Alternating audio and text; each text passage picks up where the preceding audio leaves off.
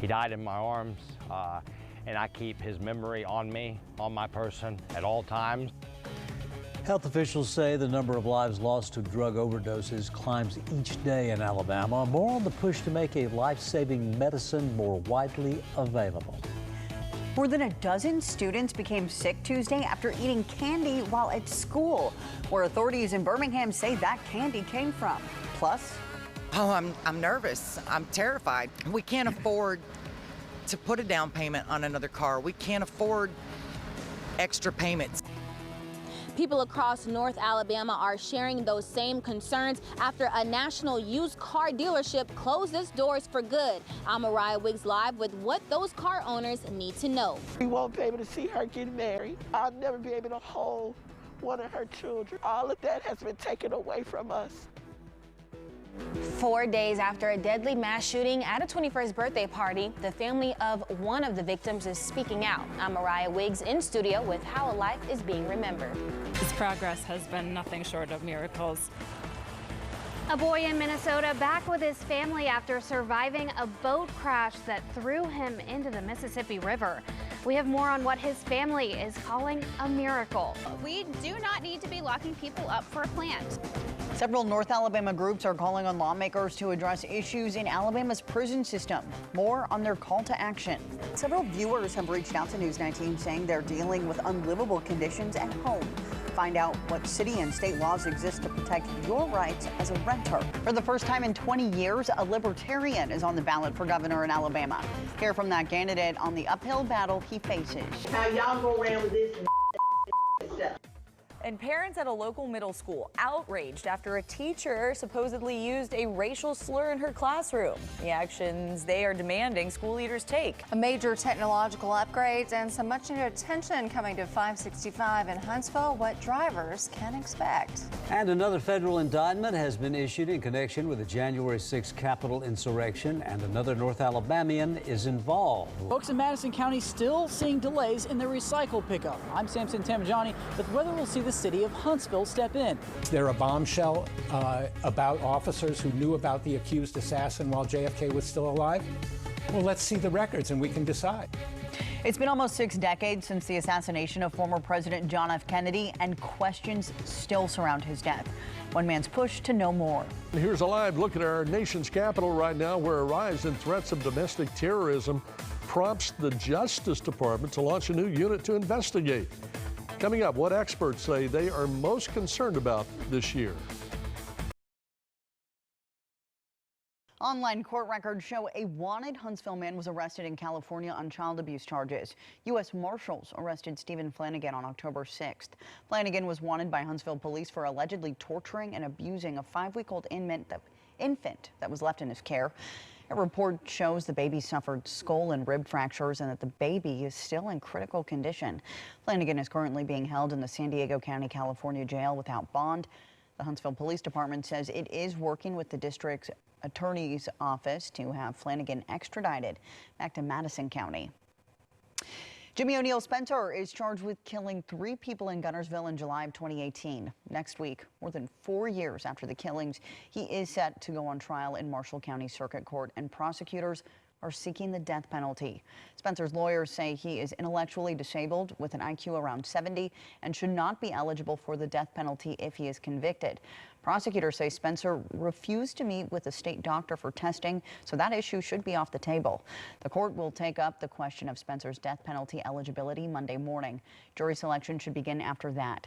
Spencer is accused of killing 7-year-old Colton Lee, his grandmother Marie Martin, and her neighbor Martha Relaford. Court proceedings are scheduled to begin Monday at 9 a.m. in Marshall County at the courthouse there. Spencer is being represented by Huntsville-based defense attorney Robert Tootin. News 19 will be in court and bringing you the latest on air, online, and on our News 19 app. Alabama Governor Kay Ivey announced $19.3 million in grants for communities across the state, and several here in the Tennessee Valley are set to benefit. The governor says the money will be used to pave roads, upgrade sewer systems, and improve recreational activities. Those grants made available through funds from the U.S. Department of Housing and Urban Development. Scottsboro, Cortland, and Rainsville, just a few of the communities in North Alabama that will receive money. For more information on this, just head over to WHNT.com and search Improvement Grants. Madison County Sheriff's Office needs your help finding this missing man. If you would, please look at your screen. Authorities say that 75-year-old William Lee Sanders was last seen around 2 p.m. Thursday evening in the area of Thursday afternoon in the area of Effie Drive and Hazel Green. The Sheriff's Office adds that Sanders suffers from dementia. Anyone with information about where Mr. Sanders might be is asked to call 911 or the Madison County Sheriff's Office. Do that on the number on your screen, which is 256-722-7181. AL.com is reporting that foot traffic in bars and restaurants in 3 of Alabama's 4 largest cities have finally caught up to pre-pandemic levels. Huntsville, Montgomery, Birmingham, and Mobile have all seen a recent uptick in tourism. Now, 3 of the 4 cities are already above their pre-pandemic peaks for bar and restaurant patronage. However, Huntsville, Alabama's largest city, is the only one that has not yet caught up to pre-pandemic levels.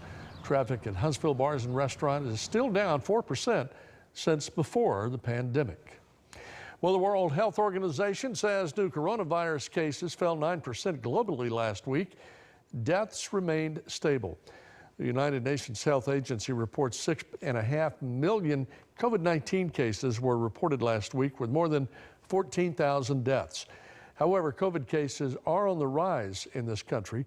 Coming up on the news at 5, you're going to hear from state health officials on the latest outbreak of COVID here in Alabama.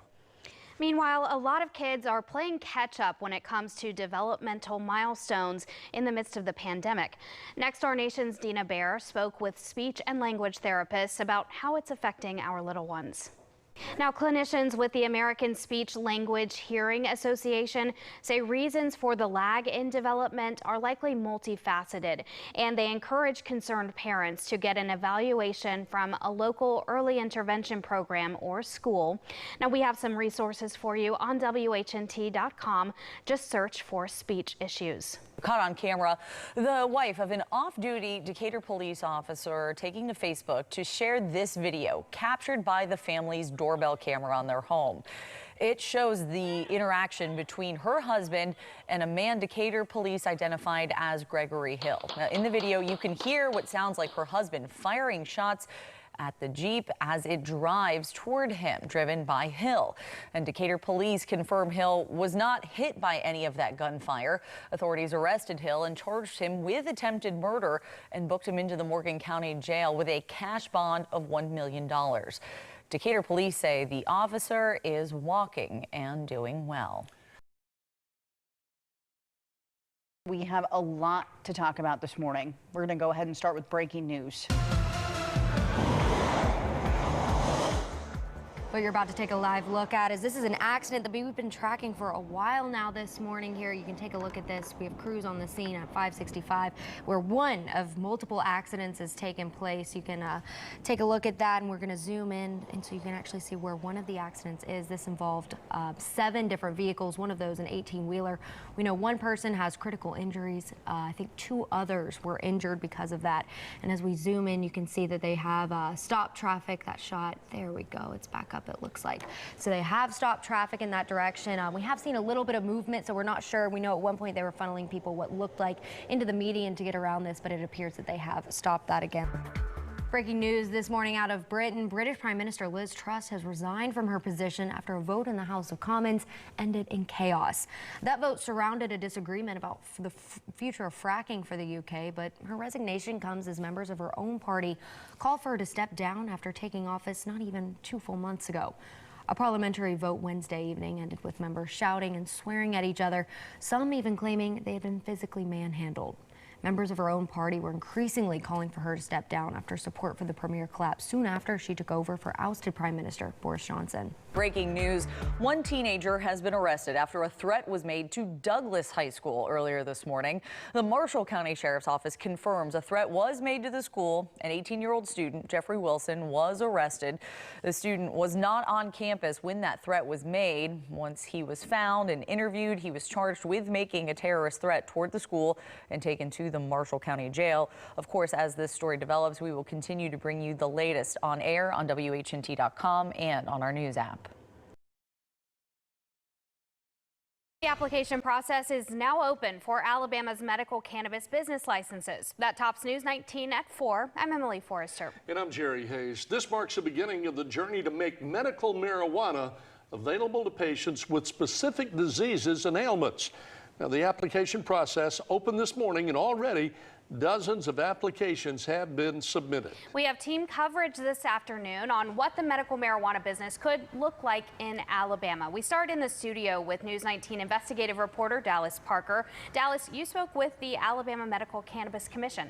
That's right, Emily. Among those applications are 2 requests for growers' licenses. News 19 is your local election headquarters. Several municipal elections are being held across the Tennessee Valley today, and that tops News 19 at 4. I'm Christine Killemeyer. And I'm Jerry Hayes. We have team coverage of those elections, including candidates' platforms and ballot information.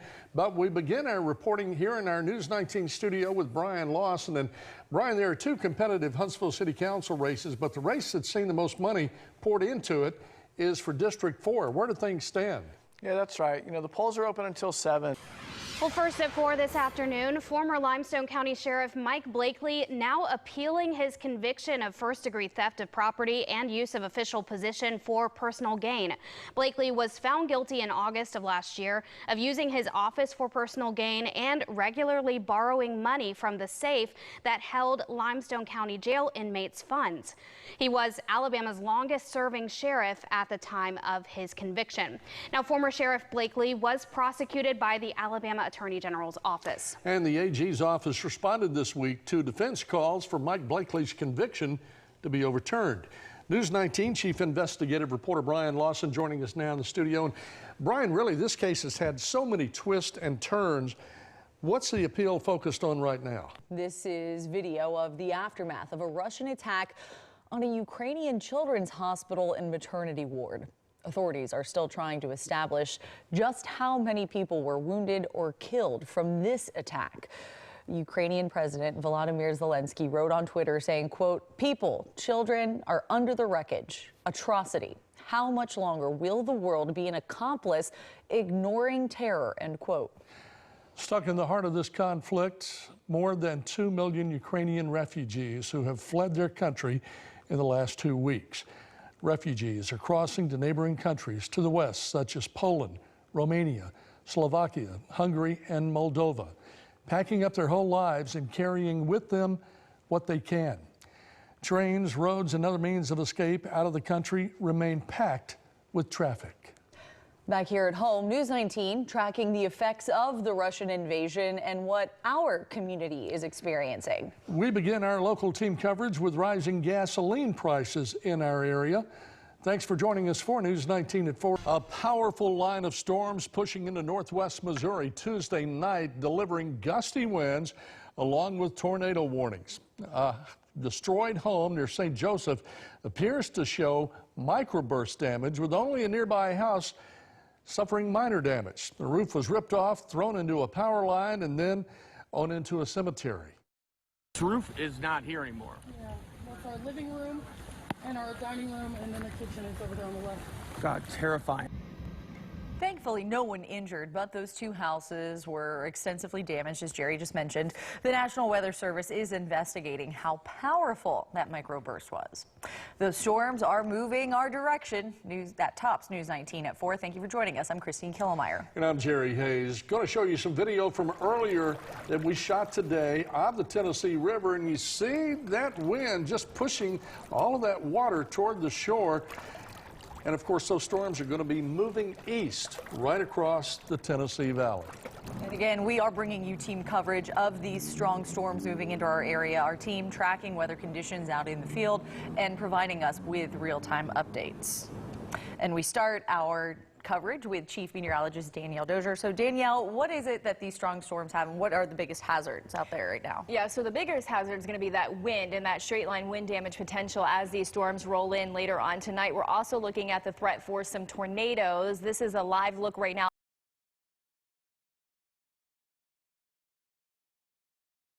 Well, if you've ever moved to a new city, you know it can be scary. So the Huntsville-Madison County Public Library is working to help new residents feel at home. The library is hosting a monthly newcomer fair to help transplants make connections and learn more about the Tennessee Valley. The meetings will be at the Madison Public Library. They run from September 15th through November 17th. Again, they're monthly at 6 p.m. For more information, just head over to WHNT.com and search newcomer. I just moved here, and so I think that's a pretty cool idea to have someone kind of connect you with other people. Yeah. It can be hard to connect. It can, yeah, and it can be difficult moving to a brand new city and not really knowing a lot about the city. News 19 took to social media to ask our viewers what is the best way to spend a day in Huntsville. That could be for people who live here or people who are visiting. Now, we all know there are plenty of things to do in the Rocket City, and our post got more than 300 responses. So some of the comments suggest exploring the great outdoors, of course, by heading out to Green Mountain Nature Trail, Huntsville Botanical Gardens, or hiking at Montesano. You can check out some culture at the Huntsville Museum of Art downtown. People also, of course, love to eat in the Rocket City, and one of the most popular responses was the U.S. Space and Rocket Center. I've done a few of those things. I've been here about 3.5 months, I think. What are your suggestions? There are so many great things to do in this city. All right, that winter storm dumped inches of snow all throughout the Tennessee Valley, and it is now bearing down on the mid-Atlantic. Yeah, that region expected to receive more than 10 inches of snow. In Washington, D.C., government offices and schools closed. It's a similar story up and down the East Coast. The storm also cut off power to more than 400,000 customers across the South, and thousands of travelers hoping to fly home after the holidays found themselves grounded. Stay off the roads. That's the big thing. The roads are very slick. What's amazing is this is affecting all airlines, many airports. It's a mess on a mess on a mess. Whew.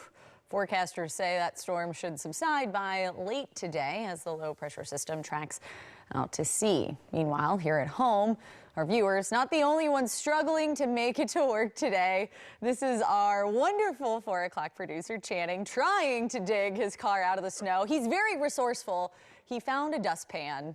He said it took him about 15 minutes longer than usual to make it to the station today. But I mean, this dustpan's resourceful. I've heard people using brooms. I saw a neighbor using a beach towel. Yeah. I mean, you know, people use credit cards, CDs, any means necessary, Jer. I actually used a sponge mop on my neighbor's car. There you go. And it worked. That dustpan seemed to, you have to have good gloves though, because otherwise your hands are going to get Channing, cold. we're going to get you a snow tool. Yeah, we're going to help Channing out.